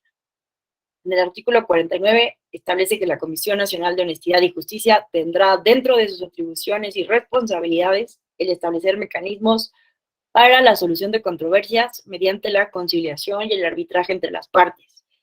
Y en el artículo 49 bis se establece que tendrá la obligación de promover la conciliación entre las partes de un conflicto antes de iniciar un proceso sancionatorio. Pero bueno, ya estamos casi sobre el tiempo. Más bien quisiera dejar estos últimos 10 minutos. Mañana ya sea yo o alguno de mis compañeros del claustro del profesorado de la Escuela Judicial Electoral terminaré con ustedes los estatutos y los casos específicos. Quisiera consultarles más bien si tienen algún comentario, pregunta o aportación que hacer en este tiempo que nos queda.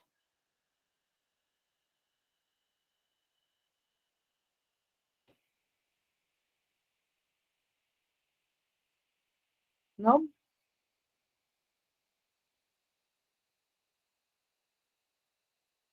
Bueno, entonces, si no hubiera ningún comentario. Ezequiel, te escuchamos.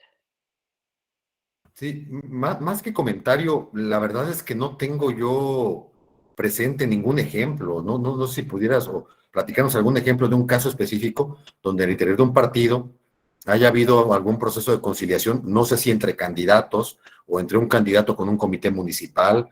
De verdad, no desconozco un caso, no tengo presente ningún caso. No sé si tú tuvieras el conocimiento alguno que nos pudieras platicar, porque honestamente no tengo presente algún caso, ¿eh? Sí, muchas gracias, Ezequiel. Pues miren, lo cierto es que poco sabemos, ¿no? Sobre la implementación de estos MASC al interior de los partidos políticos. La militancia que hemos tenido aquí como estudiantes de la Escuela Judicial Electoral, ¿no? La mayoría refieren que desconocían que existían estos mecanismos en sus estatutos y que no han vivido como tal un procedimiento así. Entonces, ahí tenemos como un problema, ¿no? Que no tenemos información realmente, conocimiento de casos que se hayan hecho así tal cual, oficialmente como un procedimiento de mediación. Lo cierto es que lo que han dicho algunas personas en la literatura, ¿no? Que se encargan de estos procedimientos es que todos los días los partidos políticos, de alguna u otra manera, llevan a cabo la negociación, ¿no? En su interior. Entonces, a lo mejor no tenemos como el conocimiento de casos documentados, pero todos los días se llevan a cabo ciertas negociaciones al interior de los partidos políticos.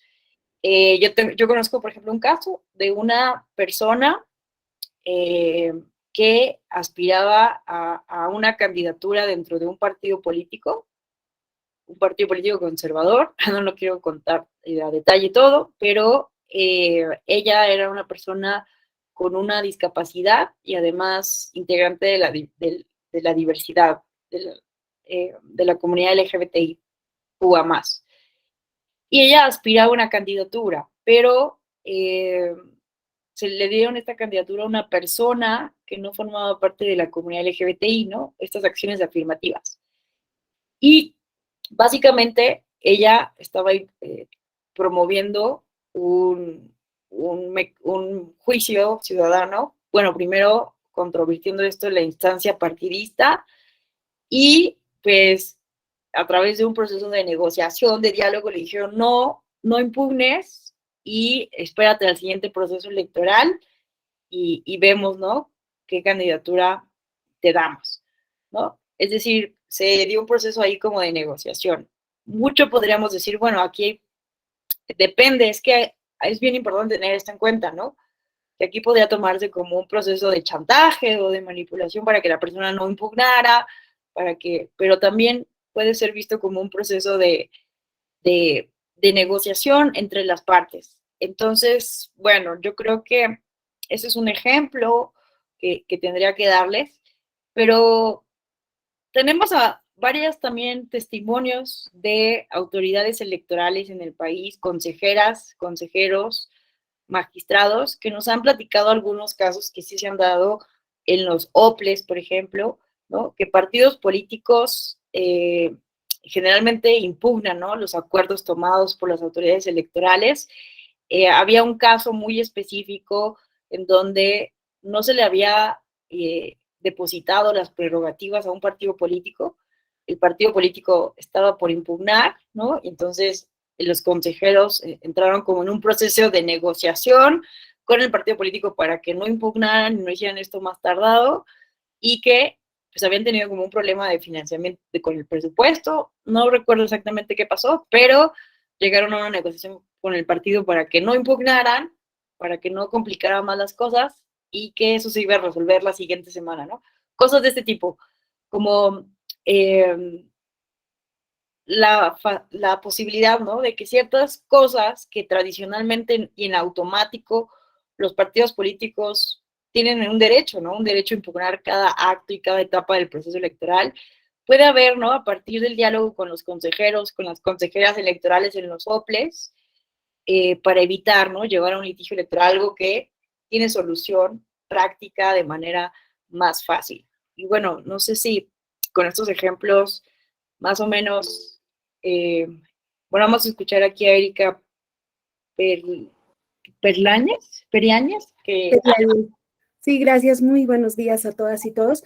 Bueno, hablando de esto de los MACs en los sistemas normativos internos, la verdad es que es muy complejo, depende de lo que te permita cada entidad federativa, hablando de tu legislación, porque si hay algo que se ha privilegiado es la autodeterminación, la autonomía, como que está girando en esa tendencia las resoluciones jurisdiccionales, ¿no?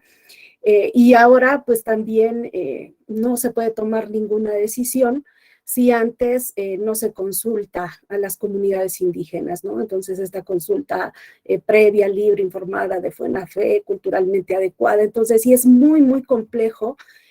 Sí hay algunas legislaciones, Oaxaca, Guerrero, las tengo en mente, donde desde su legislación electoral se le faculta al órgano administrativo tener como estos puentes para resolución de conflictos, ¿no? Pero no en todas las entidades, y creo que la tendencia va más hacia pues este respeto de la autonomía, de la autodeterminación, y es bien complejo porque sí, los derechos colectivos son muy distintos a los derechos individuales, y por ejemplo en las elecciones de usos y costumbres, pues el derecho colectivo, por ejemplo, marca que pueden votar las personas, no sé, por ejemplo, cooperantes, ¿no? Y pues solo entonces son los jefes de familia, y aunque eso se ha impugnado, pues el derecho colectivo también tiene un peso muy preponderante, y aunque la sentencia diga lo contrario, pues la verdad es que en la práctica, pues es muy complejo ir a las comunidades y decir, ahora van a votar los jóvenes, las mujeres, ¿y qué crees? Quiero paridad, ¿y qué crees?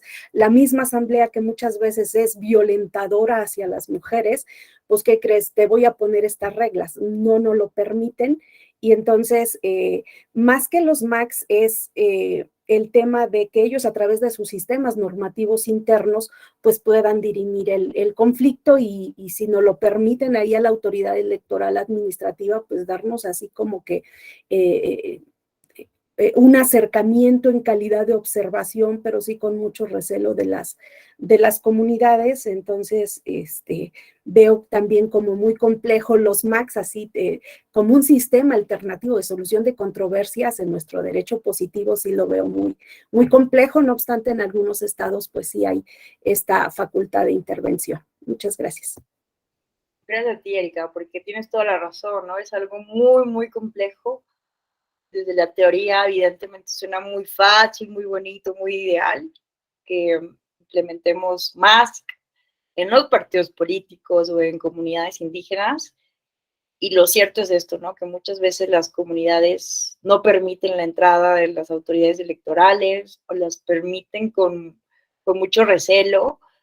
Y la verdad es que mis respetos a todos los OPLES, ¿no? Que realizan esta labor de poco a poco ir entrando a las comunidades, sensibilizando, porque muchas veces es muy, muy complejo, ¿no? Entonces creo que sí es importante mencionar este déficit que hay, ¿no? Entre la teoría y la práctica.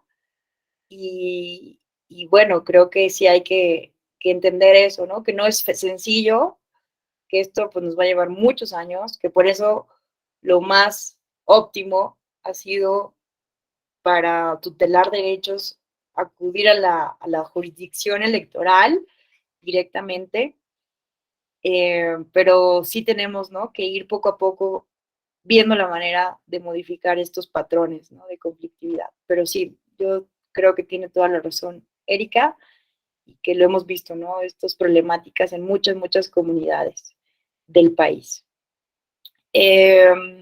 Bueno, no sé si alguien más quisiera mencionar algo. Bueno, me faltó decir algo, ¿no? Que bueno, además de, aquí vemos otra de la gran importancia, ¿no? De los OPLES, de los organismos administrativos electorales locales, cómo se pretende, ¿no? Si a nivel centralizar todo de nuevo y pretender ahora sí desde el centro del país, bueno, desde la Ciudad de México, resolver todos estos conflictos, si aún así como estamos, los OPLES de las entidades federativas, que saben muy bien los contextos, resulta ser todavía, ¿no? Complejo entrar a este tipo de comunidad. Entonces, ay, sí, ahora sí vamos a pretender desde la Ciudad de México resolver los problemas, que cada entidad federativa es tan diferente, el contexto pues me parece muy, muy imposible. Ezequiel, te escuchamos. Un segundo porque ya estamos sobre la hora. Pero bueno, mi comentario o la pregunta hace rato era porque, como ya se ha comentado, la negociación y la mediación son procedimientos naturales al interior de los partidos. Honestamente no me imagino un arbitraje al interior de un partido, ¿eh? No me imagino seleccionando un árbitro y luego homologando un laudo, ¿no? Pero la negociación y la mediación sí lo son. Lo interesante es que ahora sea con tiempos, con procedimientos específicos y la obligación de dejarlo documentado, ¿no? Eso es lo interesante, ¿no? Y bueno, ojalá, digo, les pido a los compañeros, si alguien sabe o conoce para la clase de mañana, ojalá nos pudiera comentar algún caso donde ya haya quedado documentado. Eso sería para mí lo novedoso, ¿no? Pero bueno, muchísimas gracias. No, gracias a ti. Sí, la verdad es que es un asunto en pañales, que no tenemos un caso real documentado, pero vamos a seguir investigando y para el día de mañana traerles un caso real. Muchas gracias a todas y a todos. Nos despedimos. Mañana seguimos hablando de este tema. Y si ustedes tienen más ejemplos, casos, o se les ocurren qué otros ámbitos podríamos estar innovando en los más que en materia electoral, pues bienvenidas todas las reflexiones. Les deseo que tengan un excelente lunes, excelente inicio de semana y pues nos estamos viendo el día de mañana. Muchas gracias, maestra. Gracias Buen a ti. inicio de semana a todas y todos. Nos vemos. Buen viaje a Monterrey. Ay, gracias. Gracias.